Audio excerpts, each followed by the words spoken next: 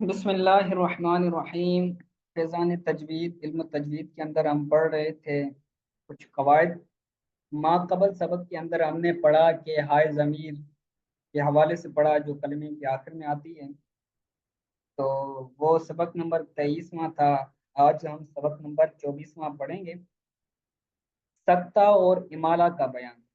تو اس سبق کے اندر دو چیزوں کو ذکر کیا گیا ہے، ایک سکتہ، سکتہ کا معنی رکنا ہے، اور دوسرا ہے امالہ۔ تو پھر سکتہ کی دو صورتیں بنتی ہیں، ایک سکتہ واجب ہوتا ہے جہاں پر رکنا ضروری ہوتا ہے، اور دوسرا جائز ہے، یعنی رکے تو رک سکتے ہیں، نہ رکیں تو بھی جائز ہے۔ تو پڑھتے ہیں بسم اللہ الرحمن الرحیم۔ سکتہ کا لغوی معنی رکنا ہے، اور سکتہ اصطلاح تجوید میں کلمے کے آخری حروف پر، کلمے کے آخری حرف پر سانس توڑے بغیر تھوڑی دیر کے لیے آواز روک کر ٹھہر جانے کو سکتہ کہتے ہیں۔ لفظ ہوگا، اس لفظ کا جو آخری حرف ہے ہم اس لفظ پر رکیں گے، لیکن ہماری جو سانس ہے وہ سانس تھوڑی دیر کے لیے کیا ہوگی، رک جائے گی، لیکن وہ سانس ٹوٹے گی نہیں، سانس کو توڑنا نہیں ہے۔ تو اس کی مثال پڑھتے ہیں، آسان ہو جائے گا۔ تو سکتہ کی اقسام دو ہیں، ایک سکتہ واجب ہوتا ہے اور دوسرا سکتہ جائز ہوتا ہے۔ سکتہ واجب قرآن مجید میں امام حفص رحمۃ اللہ تعالی علیہ کے مطابق کی قرات کے مطابق 4 کلمات میں بطریق شافعی سکتہ واجب ہے۔ تو امام حفص یہ بھی ایک قاری ہیں، آپ کے علم میں ہوگا کہ قرآن کو 7 قراتوں کے اندر پڑھا جاتا ہے۔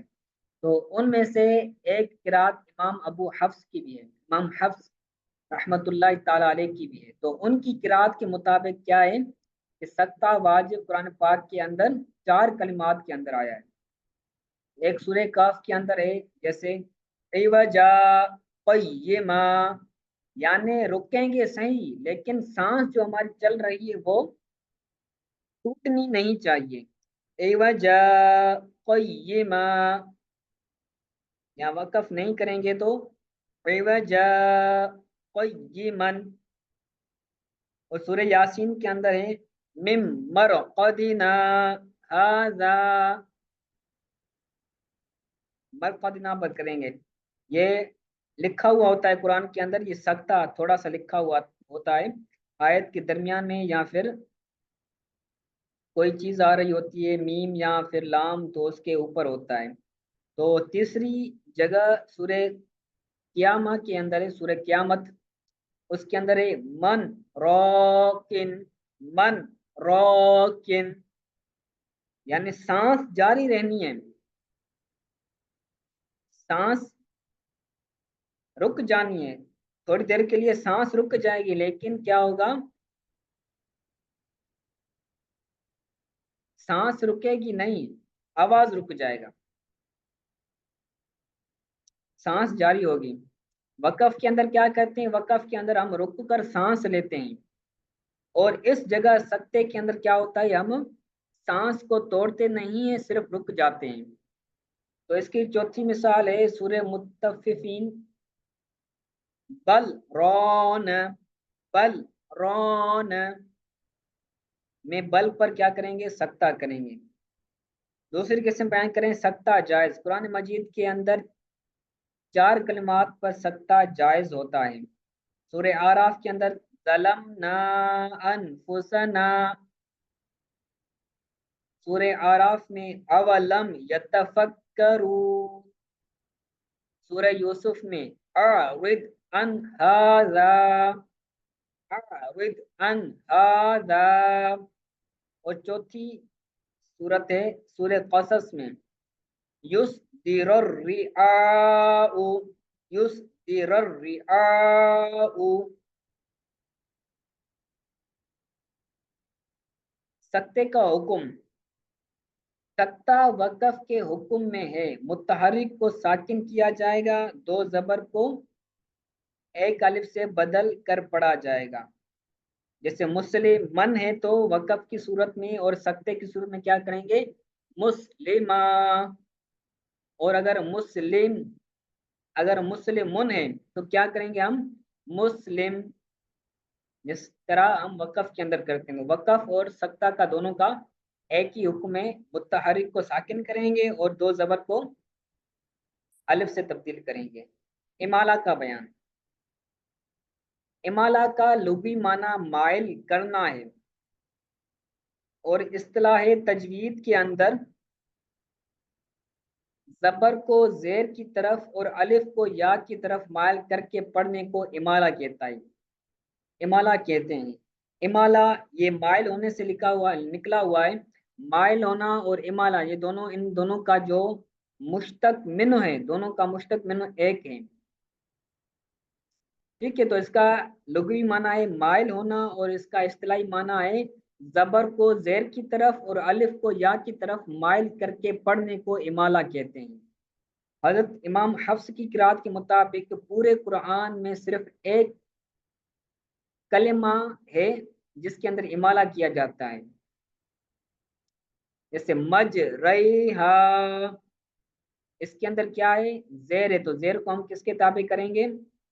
کس کی طرف پھیریں گے؟ مائل کریں گے زبر کی طرف. مج رہی ہا، اور یہ امالہ کبرا ہے. ٹھیک ہو گیا؟ ماشاء اللہ. کوئی بات سمجھ جی میں نہیں استاد آئی سر. پوچھ لیں.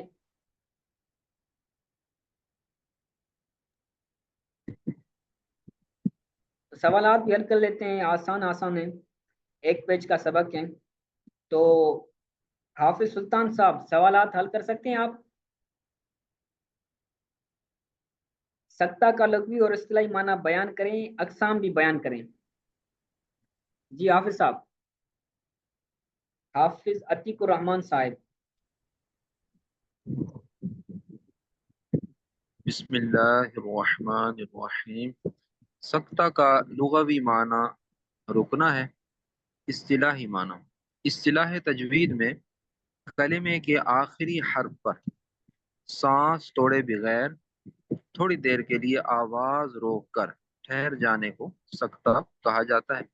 سکتہ کی دو اقسام ہیں: سکتہ واجب، سکتہ جائز. سکتہ کا حکم. سکتہ وقف کے حکم میں ہے، یعنی متحرک کو ساکن کر دیں گے اور دو زبر کو الف سے بدل کر پڑھیں گے. اچھا حضور، یہ پوچھنا تھا کہ یہ خالی اقسام کے نام بیان کرنے ہیں یا کی آگے تفصیل بھی بیان کرنی ہے؟ نام بیان. جی ٹھیک ہے. قرآن کریم میں روایت حفظ کے مطابق کتنے مقامات پر سکتہ واجب ہے؟ 4 مقامات پر سکتہ واجب ہے. نمبر 1، سورہ کہف میں عوجن قیمن، یعنی اس کو عوجا پڑھیں گے، عوجا پر. نمبر 2، سورہ یاسین میں مِن مرقدنا ھذا، یعنی مرقدنا پر. سورہ قیامہ میں من عراقن میں لفظ من پر. اور سورہ مطففین میں بل ارانا میں لفظ بل پر. امالہ کا لغوی اور اصطلاحی معنی بیان کیجیے. امالہ کا لغوی معنی مائل کرنا. اصطلاحی معنی، اصطلاح تجوید میں زبر کو زیر اور الف کو یا کی طرف مائل کر کے پڑھنے کو امالہ کہا جاتا ہے. اللہ تعالی اعلم. ٹھیک ہے، ماشاءاللہ، بارک اللہ. تو جن احباب نے اس کو یاد نہیں کیا تھا وہ بھی یاد کر لیں، اور اس مشق کو یاد کر کے لکھ کر مجھے سینڈ کیجیے گا. ٹھیک ہے.